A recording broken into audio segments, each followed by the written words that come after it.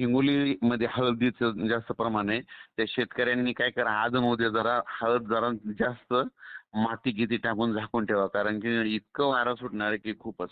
हो, हो. बरोबर आहे सर. या पावसामध्ये वाऱ्याचं प्रमाण जास्त आहे, म्हणून जरा हो, माती ह्या त्या पन्नीवर झाकून ठेवा. हो, हो. त्याच्यानंतर नांदेड जिल्ह्यात आहे वसमत, त्या पांगरा परिसरात खूप हळदी येतात शेतकऱ्याच्या. हो, तर त्या हळदीच्या शेतकऱ्यांनी ह्या 2 दिवस मध्ये काळजी घ्यायची. बरोबर. हो. मात्र त्याच्यानंतर नांदेड नांदेड जिल्ह्यात देखील आहे. हो, हो. आणि आज विशेष म्हणजे लग्नाची तारीख आहे बरं का, आज आणि उद्या परवा 21 तारीख. बरोबर. ज्यांचं दुपारचं असेल तर दुपारच्या लग्नाला काही एवढं काही हे येणार नाही. हो, पण रात्रीच्या लग्नाच्या टाइमला काय करा, वेळेवर लग्न लावा. बरोबर. वेळ नाही लावलं तर बिलकुल तुमचं वारा किंवा पाऊस येणार तुमच्या लग्नाला. बरोबर आहे सर. म्हणून वेळेवर लग्न लावा. हो. मात्र सर हो. तुम्ही जसं की या रेकॉर्डिंगमध्ये सांगितलं वाऱ्याचा वेग प्रचंड आपल्याला पाहायला मिळत आहे. तसंच सर प्रचंड वाऱ्याचा वेग आपल्याला पाहायला मिळत सुद्धा आहे. हो. आणखी परभणी जिल्ह्यात देखील आज पाऊस पडणार आहे. बीड जिल्ह्यात देखील आहे. जालना जिल्ह्यात देखील आहे. हो, हो, हो. संभाजीनगर पण आहे. हां, हां, हां. तसं अहिल्यानगर पण आज आहे बऱ्याच ठिकाणी. खूप भागात आहे आज. काल देखील खूप झाला. आज बरोबर. देखील आहे. हो, आणि काल तुम्ही बघितली का तिकडच्या भागात कशी गारपीट झाली काही काही ठिकाणी. हो. निपाणी बरोबर आहे सर. तिकडं, हो. कर्नाटक साईडनं. हॅलो, नमस्कार सर. नमस्कार.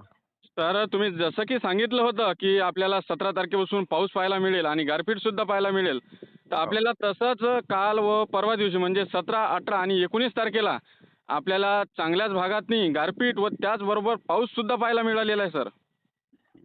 आणखीन 2 दिवस आहेत आणखीन. आणखीन 2 दिवस राहणार. 20, 21 हो. आणि 22, 23 ला मग पुन्हा तिकडं राहील. हो का? बरं सर, सांगलीकडे.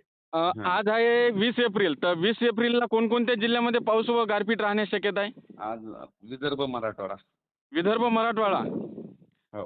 हो. याच्यामध्ये कोणकोणते जिल्हे येणार सर?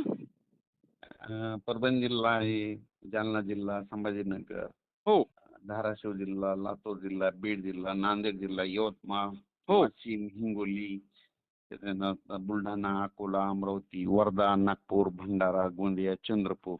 हां. म्हणजे विदर्भातले 11 जिल्हे हो. आणि मराठवाड्यातले 7.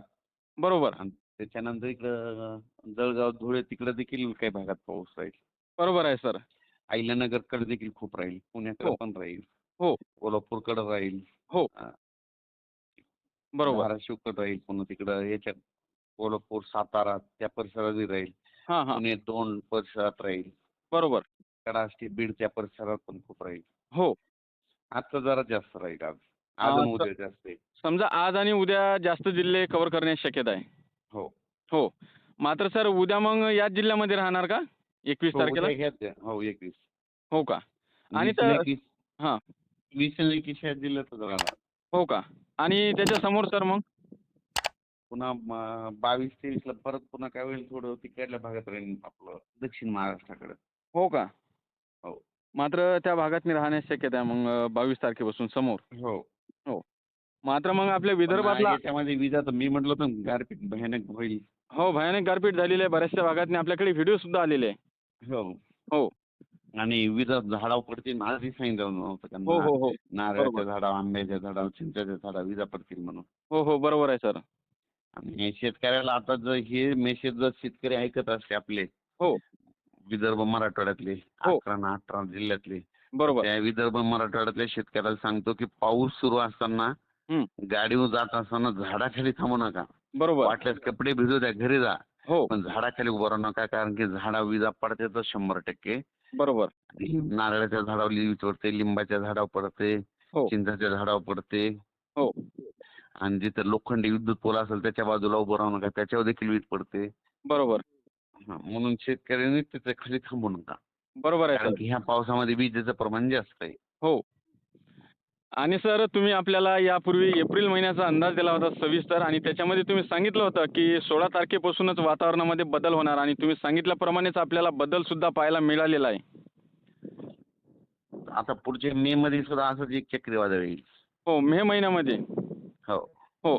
आता सर तुम्ही जसं की शेवटच्या आठवड्यामध्ये अजून पुन्हा एकदा पाऊस सांगितलेला आहे, तर मग ते वातावरण कसं राहणार म्हणजे बनणार का ते 26, वातावरण? 26 कोणत्या? याच महिन्यातनी शेवटचा आठवडा. हो, 27-28 ला थोडं प्रमाणात होते, जास्त नाही, एवढं नाही. हो का? मग मे महिन्यातनी सुरुवात पावसाळ्यात राहणार का मे महिन्याची? नाही. जे 5 मे पर्यंत काय होणार आहे, कडक ऊन राहणार आहे समजा. हो एक का? चक्रीवादळ होण्याची शक्यता आहेच. हो, हो, हो. ऊन खूप तापायले त्याच्यामुळं. बरोबर आहे. ऊन खूप तपायले. बरोबर आहे सर. हं. मात्र सर जे मे महिना आहे